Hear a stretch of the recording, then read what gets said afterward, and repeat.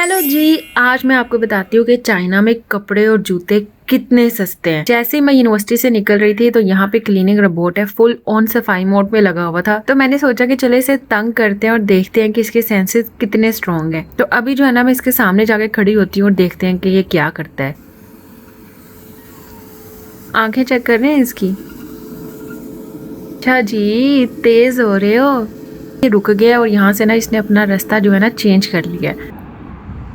यहाँ मैं अपनी बस का इंतजार कर रही हूँ और यहाँ आपको स्नो नजर आ रही होगी, जो कि विंटर स्नो बिल्कुल भी नहीं है। चाइना में स्प्रिंग सीजन में इस तरह पोलन्स पूरी हवा में बिखरे रहते हैं, इसकी वजह से सांस लेने पे भी मसला हो सकता है। तो इस सीजन में ना मोस्टली जो है ना हम मास्क ही पहने रखते हैं। शॉपिंग सेंटर में पहुंच गई हूँ। आती ही सबसे पहले ना मुझे मीठे की क्रेविंग हो गई है। ये जो आइसक्रीम शॉप है पूरे चाइना में बहुत फेमस है और इसकी जगह जगह पे इतनी ब्रांचेस हैं, मतलब कि हर दूसरी रोड पे आपको इसकी एक ब्रांच नजर आ जाएगी, क्योंकि ये इतनी अफोर्डेबल इसकी आइसक्रीम होती है ना। इनका टेस्ट तो बहुत ज्यादा यम होता है।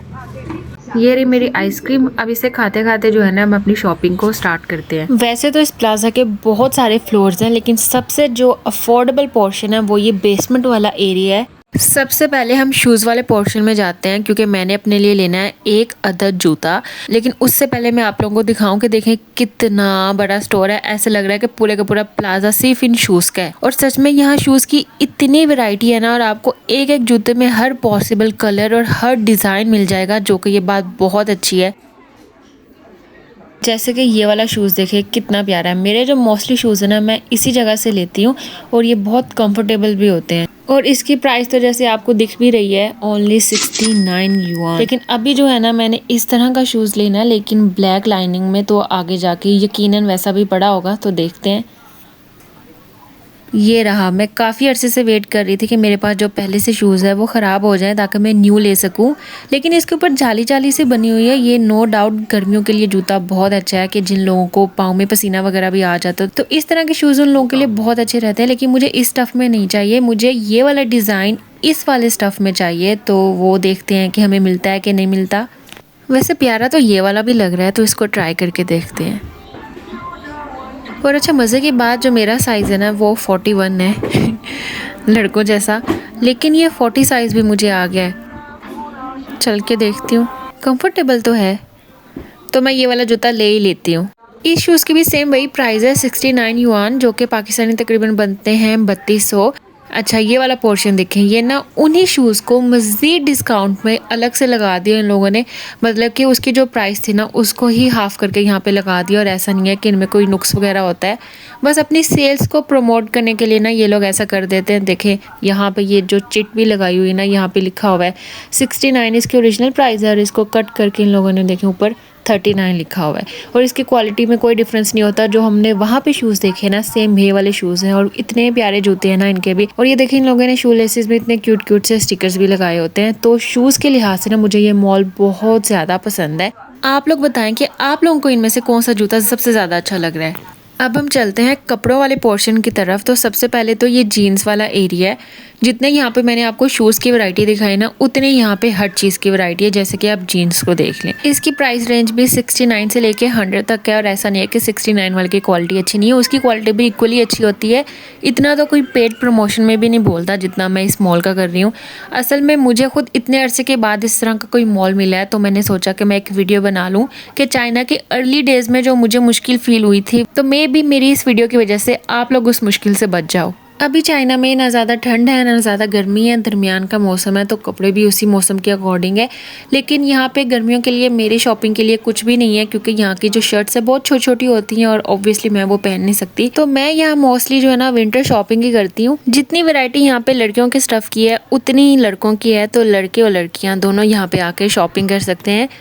लेकिन ये एक बात मुझे समझ नहीं आई कि ये जो सॉक्स है ना, पहले 1 युआन का एक पेयर होता था, लेकिन अब इसी पेयर के इन लोगों ने 3 युआन का कर दिया है। तो सॉक्स यहाँ से बिल्कुल ना लेना। अभी मेरे पास काफ़ी टाइम है, तो इस मॉल को हम और एक्सप्लोर करते हैं और देखते हैं कि इसके अंदर और क्या क्या है। सबसे पहले तो ये फूड एरिया है। फिर उसके बाद मेरी नज़र जाती है इन की चेन्स में। इसमें कुछ खास तो नहीं है लेकिन इतनी क्यूट है इनकी चीज़ें कि ना चाहते हुए भी बंदा कुछ ना कुछ ले ले। लेकिन ये फ्रॉगी पता नहीं क्यों उदास है। बस थोड़ी देर मैंने की चेन्स देखी, फिर आगे जो है ना ये कप्स वगैरह थे, टम्बलर शेप के कप, इतने क्यूट लग रहे थे। हम पाकिस्तानी तो वैसे ही चाय लवर्स हैं, अगर हम ये कप अपने पास रख ले तो हम पानी की जगह सारा दिन चाय पीते रहे। वैसे मैंने आपको यहाँ पे सस्ते वाले कप्स दिखाने थे जो कि 2 युआन में मिल जाते हैं और उनकी भी क्वालिटी और उनके डिज़ाइन बहुत अच्छे होते हैं, लेकिन आई थिंक वो ख़त्म हो गए हैं तो फिर मैं इस एरिया में देखने आ गई। लेकिन ये वाले कप थोड़े महंगे थे, ना महंगा नहीं है लेकिन इसके कंपैरेटिव अगर आपको सेम चीज़ 2 युआन में मिल रही हो तो आई थिंक वो लेनी चाहिए। यहाँ फर्स्ट फ्लोर पे इन्होंने सेल्स के बैनर्स लगाए हुए हैं तो काफ़ी इंटरेस्टिंग लग रहा है, तो यहाँ जाके देखते हैं कि आखिर सेल में क्या लगा हुआ है। यहाँ भी काफ़ी सारे शूज़ थे और इनमें से मुझे 2 बहुत प्यारे लगे थे। मैं आप लोगों को दिखाती हूँ, एक ये वाला और एक ये वाला। जैसे मैंने पहले कहा था कि सिर्फ बेसमेंट एरिया की जो प्राइस है वो ठीक है, बाकी जो ऊपर वाले फ्लोर है ना वो थोड़े से महंगे हैं। जो ये शूज़ है इनकी प्राइस है 150 to 200, जो कि पाकिस्तानी तकरीबन 8000 बनते हैं। इनमें से आपको कौन सा पसंद आया मुझे कमेंट में लास्ट में बताना। शाम को 7 से 8 बजे के दरमियान इन चाइनीज़ का स्ट्रीट डांस स्टार्ट हो जाता है और ये जो डांस है ना ये एज ए एक्सरसाइज है जो फन एक्टिविटी के थ्रू करते हैं, क्योंकि चाइनीज़ का जो डिनर है वो 6 बजे तक ये लोग अपना डिनर कर लेते हैं। डांस की फॉर्म में एक्सरसाइज करते हैं। अगर आप इनके स्टेप्स गौर से देखें तो आपको खुद भी महसूस होगा कि इनकी जो हाथों की मूवमेंट और जो लेग्स मूवमेंट है वो एक्सरसाइज की तरह ही है। एक दफ़ा मैंने भी खैर इनके साथ ट्राई किया था लेकिन मैं थक गई। देखने में तो आसान लग रहे हैं लेकिन जब बंदा परफॉर्म करता है ना तब पता चलता है कि ये काफ़ी हेक्टिक है।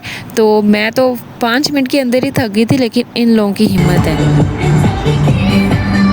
वापसी के लिए मैं अपनी बस का वेट कर रही थी। सामने जो कार थी उस पे इतना बड़ा लबूबू बनाया हुआ था। चाइना में लबूबू का क्रेज अभी भी नहीं गया। मुझे आज तक इनकी समझ नहीं आई। आप लोगों को ये क्यूट लगते हैं या डरावने लगते हैं, ज़रा ये भी बताएं। मेरी यूनिवर्सिटी के साथ ही ये जगह है, यहाँ से हलाल बीफ मिलता है तो मैंने सोचा कि बाहर आई हूँ तो लेती जाती हूँ। तो यहाँ पे मैं आपको एक मज़े की चीज़ दिखाती हूँ। ये देखें, यहाँ पे पावर बैंक सिस्टम आपको नज़र आ रहा होगा। मॉल में भी था, वो तो एक बड़ी जगह थी, लेकिन मैं आपको ये दिखाना चाह रही हूँ कि यहाँ पे छोटी शॉप्स पे भी ना इन्होंने इस तरह की फैसिलिटी रखी हुई है कि अगर किसी का सेलफोन चार्ज ना हो तो वो पैनिक होने की बजाय किसी भी स्टोर से या छोटी सी शॉप से पावर बैंक उठा ले, फ़ोन चार्ज कर ले, और लाजमी नहीं है कि जहाँ से उन्होंने पावर बैंक उठाया था वहीं पे ही रखना है। इस तरह का सिस्टम ऑलमोस्ट हर शॉप में है, तो आप इसको उस पावर बैंक की कंपनी के अकॉर्डिंग किसी भी जगह पे आप छोड़ सकते हो।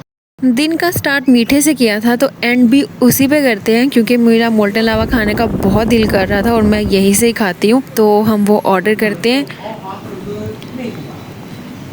ये रहा इनका मेन्यू, और ये अच्छी बात है कि इनका जो मेन्यू है ना चाइनीज़ में भी लिखा होता है और साथ साथ इन्होंने इंग्लिश में भी लिखा होता है। जैसे ये देखें, दोनों लैंग्वेजेस में मेन्यू है। खैर बाकी तो हलाल नहीं है, लेकिन मैं सीधा जाऊंगी डिज़र्ट ऑप्शन में।